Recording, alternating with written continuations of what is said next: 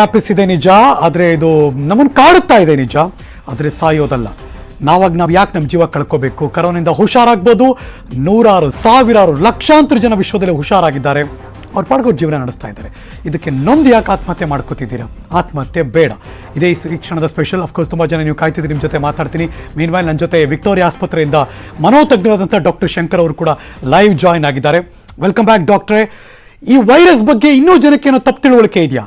ಇದು ಬಂದ ತಕ್ಷಣ ನಾವು ಸತ್ತೋಗ್ಬಿಡ್ತೀವಿ, ಮುಗೀತು ನಮ್ಮ ಕತೆ, ಇನ್ನು ಈ ರೋಗ ಬಂದ್ಮೇಲೆ ಹೋಗೋದೇ ಇಲ್ಲ ನಮ್ಮನ್ನು ಬಿಟ್ಟು, ಆ ಥರದ್ದೇನೋ ತಪ್ಪು ತಿಳುವಳಿಕೆ ಇನ್ನೂ ಇದೆಯಾ ಡಾಕ್ಟರ್ ಏನಾದ್ರು? ಖಂಡಿತ ಬಹಳಷ್ಟು ಜನರಿಗೆ ಈ ತರ ಒಂದು ತಪ್ಪು ನಂಬಿಕೆ ಇದೆ, ತಪ್ಪು ತಿಳುವಳಿಕೆ ಇದೆ. ಸೊ ಕೊರೋನಾ ಬಂದ್ರೆ ಆಯ್ತು ಸತ್ತೋಗ್ತೀನಿ ಅಂತಾನೆ ಒಂದು ನಂಬಿಕೆ ಇಟ್ಕೊಂಡಿದ್ದಾರೆ ಜನ. ಅದಕ್ಕೆ ಬಂದ ತಕ್ಷಣ ಅವ್ರಿಗೆ ಏನಾಗುತ್ತೆ, ಏನ್ ಮಾಡೋದು ಏನು ಅಂತ ದಿಕ್ಕು ತೋಚೋದಿಲ್ಲ. ಸೊ ಅವರ ಮನಸ್ಸು ಸ್ತಬ್ಧವಾಗುತ್ತೆ, ಏನ್ ಮಾಡೋದು ಏನು ಅಂತ ಗೊತ್ತಾಗದೆ ಈ ತರ ಆತ್ಮಹತ್ಯೆಯ ಯೋಚನೆಗಳು, ಈ ವಲ್ನರಬಲ್ ಪಾಪ್ಯುಲೇಷನ್ ಅಂತ ಏನ್ ಹೇಳಿದ್ನೋ ಅವರಲ್ಲಿ ಬರುತ್ತೆ. ಸೊ ಮೊದಲನೇದಾಗಿ ನೀವೇನ್ ತಿಳ್ಕೊಬೇಕು ಅಂದ್ರೆ, ಸುಮಾರು 85% ಜನರಲ್ಲಿ ಯಾವುದೇ ರೀತಿಯ ಕೊರೋನಾ ಸಿಂಪ್ಟಮ್ಸ್ ಇರಲ್ಲ, ರೋಗ ಲಕ್ಷಣಗಳು ಯಾವ್ದು ಕಾಣಿಸ್ಕೊಳ್ಳೋದಿಲ್ಲ. ಪ್ಲಸ್ ಈಗ ಎಸಿಂಪ್ಟಮ್ಯಾಟಿಕ್ ಅಂತ ಹೇಳ್ತೀವಿ. ಪ್ಲಸ್ ಈ ಮೈಲ್ಡ್ ಸಿಂಪ್ಟಮ್ಸ್ ಇರ್ಬೋದು. 10% ರಷ್ಟು ಜನರಿಗೆ ಈಗ ಮಾಡರೇಟ್ ಸಿಂಪ್ಟಮ್ಸ್. ಸೊ ಅವ್ರಿಗೂ ಏನು ತೊಂದರೆ ಆಗೋದಿಲ್ಲ, ಅವ್ರನ್ನ ಆಸ್ಪತ್ರೆಗೆ ಸೇರಿಸಬೇಕಾಗುತ್ತೆ. 85% ಜನ ಮನೇಲೇ ಇದ್ದು ಚಿಕಿತ್ಸೆ ಪಡಿಬಹುದು. ಸೊ ಆ ಗೈಡ್ ಲೈನ್ಸ್ ಗವರ್ಮೆಂಟ್ ಇಶ್ಯೂ ಮಾಡಿದೆ ಈಗ. ಮತ್ತೆ ಈ 10% ಜನಕ್ಕೆ ಮಾತ್ರ ಹಾಸ್ಪಿಟಲ್ ಟ್ರೀಟ್ಮೆಂಟ್ ಬೇಕಾಗುತ್ತೆ. ಈ 10% ಸುಮಾರು ಜನ ರಿಕವರ್ ಆಗ್ತಾರೆ, ಏನು ತೊಂದರೆ ಇಲ್ಲ. ಈ ಕೇವಲ 5% ಜನ ಸಿವಿಯರ್ ಡಿಸೀಸ್ಗೆ ಒಳಗಾಗ್ತಾರೆ. ಸೊ ಈ ಸಿವಿಯರ್ ಡಿಸೀಸ್ಗೆ ಒಳಗಾದವ್ರಿಗೂ ಕೂಡ 2% ಮಾರ್ಟಾಲಿಟಿ ಅಂತ ಏನ್ ಹೇಳ್ತೀವೋ, ಅವರ ಜೀವ ಕಳ್ಕೊಳ್ಳೋದು 2% ಅಷ್ಟೇ. ಯಾರಲ್ಲಿ ಅಂದ್ರೆ ಈಗ ತುಂಬಾ ವಯಸ್ಸಾದವರು, 60ಕ್ಕಿಂತ ಜಾಸ್ತಿ ವಯಸ್ಸಿದ್ದವರಲ್ಲಿ, ಅಥವಾ ಈಗ ಡಯಾಬಿಟಿಸ್, ಬೇರೆ ಮೆಡಿಕಲ್ ಕಂಡೀಷನ್ಸ್, ಡಯಾಬಿಟಿಸ್ ಇರ್ಬೋದು, ಶುಗರ್, BP, ಕ್ಯಾನ್ಸರ್, ಸೊ ಈ ರೀತಿ ತೊಂದರೆ ಇದ್ದವರಲ್ಲಿ ಮಾತ್ರ ಈ ತರ ಆಗುತ್ತೆ. ಸೊ ಇಂಥ ತೊಂದರೆ ಇದ್ದವರಲ್ಲಿ ಏನ್ ಮಾಡ್ಬೇಕು, ಮೊದಲನೇದಾಗಿ ಈ ರೋಗ ಲಕ್ಷಣಗಳು ಕಂಡಲ್ಲಿ ಮೊದಲೇ ಹೋಗಿ ಚಿಕಿತ್ಸೆ ಪಡಿಬೇಕು. ಸೊ ಚಿಕಿತ್ಸೆ ಬೇಗ ಪಡೆದಷ್ಟು ನೀವು ಬೇಗ ಈ ಮೆಂಟಾಲಿಟಿ ಒಂದಷ್ಟು ಉದಾಹರಣೆ ಹೇಳ್ತೀನಿ ಡಾಕ್ಟರ್ ಶಂಕರ್ ಅವರೇ. ಬಿಕಾಸ್ ನಾನು ನ್ಯೂಸ್ ಚಾನಲ್ ಪ್ರತಿದಿನ ನ್ಯೂಸ್ ಮಾಡ್ತಿರೋದ್ರಿಂದ ವಿಜುವಲ್ಸ್ ಗಳು ನೋಡ್ತಾ ಇರ್ತೀವಿ. ಯಾರಿಗೋ ಪಾಸಿಟಿವ್ ಬರುತ್ತೆ, ರ್ಯಾಂಡಮ್ ಚೆಕ್ ನಡೀತಿರುತ್ತೆ, ನಿಮಗೆ ಪಾಸಿಟಿವ್ ಅಂತ ಹೇಳ್ತಾರೆ, ಸಡನ್ ಆಗಿ ಅಲ್ಲಿಂದ ಎಸ್ಕೇಪ್ ಆಗೋ ಟ್ರೈ ಮಾಡ್ತಿರ್ತಾರೆ. ಅಂದ್ರೆ ಈ ಮನಸ್ಸಲ್ಲಿ ಏನಿರುತ್ತೆ, ನಮ್ಮನ್ನು ಕ್ವಾರಂಟೈನ್ ಮಾಡ್ಬಿಡ್ತಾರೆ, ಏನು ಹಿಡಿದು ಜೈಲ್ಗೆ ಹಾಕ್ಬಿಡ್ತಾರೆ. ಡಾಕ್ಟರ್ ಇಲ್ವಲ್ಲ, ಅವ್ರು ಟ್ರೀಟ್ಮೆಂಟ್ ಕೊಡಬೇಕು ಅನ್ನೋ ಉದ್ದೇಶ ತಾನೆ. ಯಾಕಿನ್ನು ಮನಸ್ಥಿತಿಗೆ ಅರ್ಥ ಆಗಿಲ್ಲ ಅದು? ಏನಾಗತ್ತೆ, ನೀವು ಕೊರೋನಾ ಪಾಸಿಟಿವ್ ಅಂದ ತಕ್ಷಣ, ಇವಾಗ ನಾವು ಒಂದು ಉದಾಹರಣೆ ಕೊಡ್ತೀನಿ ನಿಮ್ಗೆ. ನಾವು ಹುಲಿ ನೋಡಿದ್ರೆ, ಸಡನ್ ಆಗಿ ಹುಲಿ ಕಂಡ್ರೆ ಏನ್ ಮಾಡ್ತೀವಿ ನಾವು, ಏನ್ ಮಾಡೋದು ಅಂತ ಗೊತ್ತಾಗಲ್ಲ, ದಿಕ್ಕು ತೋಚದೆ ಅಲ್ಲೇ ನಿಂತು ಬಿಡ್ತೀವಿ ನಾವು. ಅದೇ ರೀತಿ ಈ ಸಿಚುಯೇಷನ್. ಸೊ ಸಡನ್ ಆಗಿ ನಿಮ್ ಕೊರೋನಾ ಬಂತು ಅಂದ ತಕ್ಷಣ ಜನರ ಮನಸ್ಸಲ್ಲಿ ನಂಬಿಕೆ ಏನಿರುತ್ತೆ, ಕೊರೋನಾ ಬಂದ ತಕ್ಷಣ ನಾನು ಸತ್ತೋಗ್ತೀನಿ ಅಂತ ಒಂದು ಬಿಲೀಫ್. ಸೊ ಕೊರೋನಾ ಅಂತ ಬಂದ ತಕ್ಷಣ ಬರೋ ಭೀತಿ. ಒಂಚೂರು ಹೋಲ್ಡ್ ಮಾಡ್ತೀನಿ ಮನ, ಬಿಕಾಸ್ ತುಂಬಾ ಜನ ಮಧ್ಯೆ ಕಾಲ್ ಮಾಡ್ತಿರೋದ್ರಿಂದ ಕಾಲ್ ತಗೊಂಡು ನಿಮ್ ಜೊತೆ ಮಾತಾಡ್ತೀನಿ ನಾನು. ಶಿವಮೊಗ್ಗದಿಂದ ಸತೀಶ್ ಅಂತ ನಮ್ಮ ಜೊತೆ ದೂರವಾಣಿ ಸಂಪರ್ಕದಲ್ಲಿದ್ದಾರೆ. ನಮಸ್ಕಾರ ಸತೀಶ್. ನಮಸ್ಕಾರ ಸರ್. ಹೇಳಿ ಸತೀಶ್. ಸರ್ ಇದೇನು ಗೊತ್ತಾ ಸರ್, ಇದು ಜನಗಳಿಗೆ ಇನ್ನೂ ಭಯದಲ್ಲೇ ಇದ್ದಾರೆ ಸರ್. ಏನಂದ್ರೆ ಕಾರಣ, ಇದು ಕೊರೋನಾ ಅತಿಯಾಗಿ ಬೇಗ ಹೋಗ್ತದೆ ಸರ್. ಇದು ಹೌದು.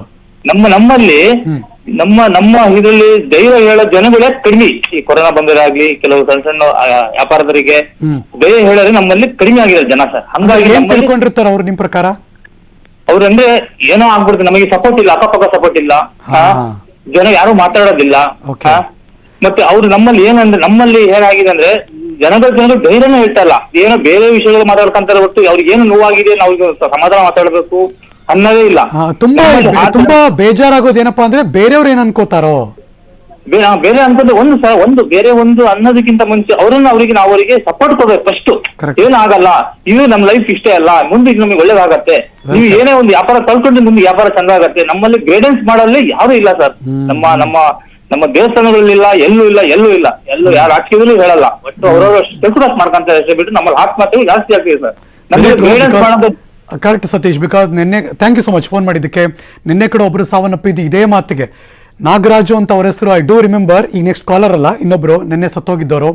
ಅವ್ರು ಕರೋನಾ ಬಂತು ಅನ್ನೋದು ಬೇರೆ ಬಿಟ್ಬಿಡಿ, ಪಕ್ಕದ ಮನೆಯವರೆಲ್ಲ ಏನ್ ಅನ್ಕೋತಾರೆ, ಅವ್ರು ಏನೋ ಮಾತಾಡ್ತಾರೆ ಖಿನ್ನತೆಗೆ ಅಂತ. ಸೊ ಅದಕ್ಕೋಸ್ಕರ ಅವ್ರು ಪ್ರಾಣ ಕಳ್ಕೋತಾರೆ, ಅದಾಗಬಾರ್ದು ಅಂತ. ತುಮಕೂರಿಂದ ನಾಗರಾಜು ಅಂತ ಒಬ್ರು ದೂರವಾಣಿ ಸಂಪರ್ಕದಲ್ಲಿದ್ದಾರೆ. ನಮಸ್ಕಾರ ನಾಗರಾಜು. ಸರ್ ನಮಸ್ಕಾರ ಸರ್. ಹೇಳಿ ನಾಗರಾಜ್ ಅವರೇ. ಸರ್, ಈ ಕೊರೋನಾ ಈ ಮಾಧ್ಯಮದಲ್ಲಿ ಪ್ರಚಾರ ಮಾಡೋದು ಒಂದಾದ್ರೆ, ಪ್ರಚಾರ ಯಾಕೆ ಮಾಡ್ಬೇಕು ನಾವು? ಸರ್ ಇದು ಮರಣ ಮೃದಂಗ ಏನ್ ನಡೀತಿದೆ ಅದನ್ನ ತೋರಿಸ್ತೀವಲ್ವಾ ಸರ್ ನಾಗರಾಜ್? ಅದು ತೋರ್ಸೋದ್ರಿಂದಲೇ ಕೆಲವರಿಗೆ ಭಯ. ಹಂಗಾರೆ ಏನು ತೋರಿಸದೆ ಹೋದ್ರೆ ಗೊತ್ತೇ ಆಗಲ್ವಲ್ಲ, ಇಷ್ಟು ತೋರಿಸಿದ್ರೆ ಜನ ಹೆಂಗೋ ಇದ್ದಾರೆ. ಸರ್ ತೋರ್ಸಿ, ನೀವು ತೋರ್ಸ್ಬಾರ್ದು ಅಂತಲ್ಲ, ಅಲ್ಲ ನೀವು ತೋರ್ಸೋದು- ನಾಗರಾಜ್ ಅವರೇ, Nagaraj tell you one thing, ಒಂದು ನಾಣ್ಯದ ಎರಡು ಮುಖದಲ್ಲಿ ಎರಡೂ ಇರುತ್ತೆ ಎಲ್ಲಾ ಕಡೆ ಕೂಡ. ಎರಡು ಇರುತ್ತೆ ಸರ್, ಆದ್ರೆ ಕೆಲವರು ತಡ್ಕೊಳೋರು ಇರ್ತಾರೆ, ತಡ್ಕೊಂಡ್ರೆ ಇರೋರು ಇರ್ತಾರೆ. ಅಗ್ರೀಡ್, ಒಪ್ಕೊಂಡೆ. ಈಗ ನಾವು ತಡ್ಕೊಂತೀವಿ, ಹಾ ನಮ್ಗೆ ಏನೇ ಬಂದ್ರು ನಾವು ಎದೆಗುಂದಲ್ಲ, ಯಾಕೆಂದ್ರೆ ನಾವು ಹಿಂದಿನಿಂದನೂ ಕಷ್ಟ ಅನುಭವಿಸಿದೀವಿ. ಕರೆಕ್ಟ್ ಆಯ್ತು. ಇಲ್ಲ ತುಂಬಾ ಜನ ಈ ವಿಷಯ ಹಂಗಿದ್ರು ಬಿಡಿ, ಬಂದು ಬರ್ಲಿ ನೋಡೋಣ ಅಂತೀವಿ. ಅಕ್ಕಪಕ್ಕದಲ್ಲಿ ಇರೋರೆಲ್ಲ ಯಾಕಂಗ್ ಟ್ರೀಟ್ ಮಾಡ್ತಾರೆ ಅಂದ್ರೆ ಗೊತ್ತಾಗಲ್ಲ ನಮ್ಗೆ. ಅದೇ ಮತ್ತೆ ಇವ್ರಿಗೆ ಅರ್ಧ ಭಯ ಪಡೋದಲ್ದಲೆ ನೀವು ಅದು ಮಾಡೋದ್ರಿಂದನೇ ಅರ್ಧ ಜನಗಳು ನಮ್ಮನ್ನ ರೋಗಿಗಳನ್ನ ಏನ್ ಮಾಡ್ತಾರೆ ಅಂದ್ರೆ ಒಂಥರ ಕೈದಿಗಳನ್ನ ನೋಡ್ದಂಗ್ ನೋಡ್ತಾರೆ. ಇಲ್ಲ ನಾವು ಹೇಳ್ತಾನೆ ಇರ್ತೀವಲ್ಲ, ಅದನ್ನ ಯಾಕೆ ಕೇಳಿಸ್ಕೊಳ್ಳಲ್ಲ? ಅವ್ರಿಗೆ ಅರ್ಥ ಆಗಲ್ಲ ಜನಗಳು, ಹಳ್ಳಿ ಜನಗಳಿಗೆ. ಓ ಇದರ್ಥ ಆಗುತ್ತೆ, ಅದರ್ಥ ಆಗಲ್ವಾ? ಆಗಲ್ಲ, ಇದು ಬಂದ್ಬಿಟ್ರೆ ಏನೋ ಆಗ್ಬಿಡುತ್ತೇನೋ, ಪಕ್ಕದ ಮನೆಗೆ ಬಂದ್ರೆ ಊರಿಗೆಲ್ಲ ಬಂದ್ಬಿಡುತ್ತೇನೋ, ನಾವು ಸತ್ತೋಗ್ಬಿಡ್ತೀವೇನೋ ಅವ್ರ ಜೊತೆ ನಾವು ಅಷ್ಟು ಫೀಲಿಂಗ್ ಆಗ್ಬಿಡುತ್ತೆ ಅವ್ರಿಗೆ. ನಾಗರಾಜಣ್ಣ ಹೇಳ್ತೀನಿ ಕೇಳಿ, ಏನೊಂದು ಸಿಂಪಲ್ ವಿಚಾರ, ಯಾರಿಗೋ ಬರುತ್ತೆ ಅಂದ್ರೆ ಅವ್ರ ಹತ್ರಕ್ಕೆ ಇನ್ನೊಬ್ರು ಹೋಗ್ಬಾರ್ದು, ಒಂದ್ ಸೋಷಿಯಲ್ ಡಿಸ್ಟೆನ್ಸಿಂಗ್ ಇರ್ಲಿ, ಇದೊಬ್ಬರಿಂದ ಒಬ್ರಿಗೆ ಹಬ್ಬುತ್ತೆ, ಸೊ ಹುಷಾರಾಗಿರಿ. ತಪ್ಪೇನಿದೆ ಹೇಳೋದ್ರಲ್ಲಿ? ಅಲ್ವಾ? ಅದೊಂದು. ಮತ್ತೆ ಇನ್ನೊಂದು ಏನಂದ್ರೆ ಸರ್, ಹಾ. ಹಾಸ್ಪಿಟ್ಲ್ಗಳಲ್ಲಿ ಹೇಳಿ ಅಣ್ಣ ಹೇಳಿ. ಹಾಸ್ಪಿಟ್ಲ್ಗಳಲ್ಲಿ ಹೋದ ತಕ್ಷಣ ರೋಗಿನ ಅಡ್ಮಿಟ್ ಮಾಡ್ಕೋಬೇಕು. ಡಾಕ್ಟರ್ದು ಮೇನ್ ಇರೋದು ಪೇಷಂಟ್ಗೆ. ಅಲ್ಲಿ ಒಂದ್ ಸ್ವಲ್ಪ ಭರವಸೆ ತುಂಬಬೇಕು. ಹೌದು ಸರ್. ಹಾ ನಿನ್ಗೇನಾಗಲ್ಲಪ್ಪ, ನೀನೇನು ಆಗಿಲ್ಲ, ನೀನ್ ಚೆನ್ನಾಗಿರ್ತೀಯ, ನೀನ್ ಮನೆಗೆ ಹೋಗ್ತೀಯಾ, ನಿನ್ ಜೊತೆ ನಾವ್ ಇದ್ದೀವಿ ಅನ್ನೋದನ್ನ ಡಾಕ್ಟರ್ಗಳು ಭರವಸೆ ತುಂಬಬೇಕು ಪೇಷಂಟ್ಗಳಿಗೆ. ಇದು ಒಪ್ತೀನಿ ನಾಗರಾಜಣ್ಣ, ಯಾಕಂದ್ರೆ ಬಂದ ತಕ್ಷಣ ಅರ್ಧ ಕಾಯಿಲೆ ಅಲ್ಲೇ ವಾಸಿ ಮಾಡ್ಬಿಡ್ಬೋದು. ಕರೆಕ್ಟ್ ಆಗಿ ಮಾತಾಡ. ಹೌದು, ಆ ಭರವಸೆ ಒಳಗೆ ಅರ್ಧ ಕಾಯಿಲೆ ವಾಸಿ ಆಗೋಗುತ್ತೆ. ಅಲ್ಲಿ ಟ್ರೀಟ್ಮೆಂಟ್ ಈಗ ಸಿಗ್ತಿಲ್ಲ, ಜನ ಒದ್ದಾಡ್ತಿದ್ದಾರೆ ಎಂದಾಗ್ಲೇ ಒಂದು ಆಂಗ್ಸೈಟಿ, ಒಂದು ಆತಂಕ ಶುರು ಆಗೋಗ್ಬಿಡುತ್ತೆ. ಮತ್ತೆ ನಾವು ಹಿಂದೆ ಒಂದ್ ಕಾಯಿಲೆಗೆ ಪೇಷಂಟ್ ಆಗ್ಬಿಟ್ಟು ಬೆಂಗಳೂರಿಗೆ ಅಡ್ಮಿಟ್ ಆದಾಗ ಒಬ್ರು ನರ್ಸ್ ಇದ್ರು, ಹಾ ನಮ್ಗೆ ಅದೇ ಹೇಳಿದ್ದು, ಇನ್ನು 1 ದಿನದಲ್ಲಿ ನೀನ್ ಸಾಯ್ತೀಯ ಅಂದ್ರು ಡಾಕ್ಟ್ರು. ಆದ್ರೂ ಸಿಸ್ಟರ್ ಹೇಳಿದ್ರು ನಮ್ಗೆ 15 ದಿನದಲ್ಲಿ ನಾನು ಕ್ಯೂರ್ ಆಗಿ ಈಗ 12 ವರ್ಷದಿಂದ ಜೀವನ ಮಾಡ್ತಿದ್ದೀನಿ, 12 ವರ್ಷದಾಗ ಸಾಯ್ಬೇಕಾದ ಇಲ್ಲಿವರೆಗೂ ಇದ್ದೀನಿ ನಾನು. ಸೂಪರ್, ಒಳ್ಳೇದಾಗ್ಲಿ, ಇನ್ನೂ ಚೆನ್ನಾಗಿರಿ, ನಗ್ನಗ್ತಾ ಖುಷಿಯಾಗಿರಿ. ಥ್ಯಾಂಕ್ ಯು ನಾಗರಾಜ್ ಅವರೇ, ನ್ಯೂಸ್ 18ಗೆ ಫೋನ್ ಮಾಡಿದ್ದಕ್ಕೆ. ಮಾತಾಡ್ತೀನಿ ಇನ್ನು ತುಂಬಾ ಜನ ಜೊತೆ, ಅದ್ರ ಒಂದು ಚಿಕ್ಕ ಬ್ರೇಕ್ ತಗೊಂಡ್ಬರ್ತೀನಿ, ಕಾಯ್ತಾ ಇರಿ.